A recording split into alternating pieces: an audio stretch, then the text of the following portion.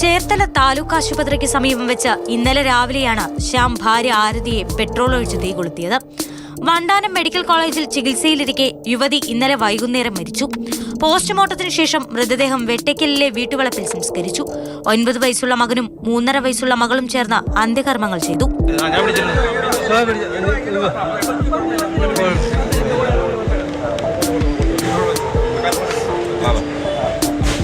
Vandanam medical കോളേജിൽ ചികിത്സയിലായിരുന്ന ശ്യാംജി ചന്ദ്രൻ ഇന്ന് രാത്രി 8 മണിയോടെ മരണപ്പെട്ടു.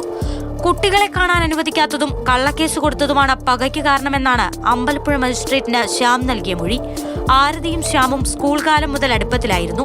14 വർഷം മുൻപായിരുന്നു ഇരുവരുടെയും വിവാഹം. കുടുംബ പ്രശ്നങ്ങളെ തുടർന്ന് കുറച്ചുനാളായി അകന്നു കഴിയുകയായിരുന്നു. അനാഥരായ 2 മക്കൾ മാത്രമാണ് ഇനി ബാക്കി.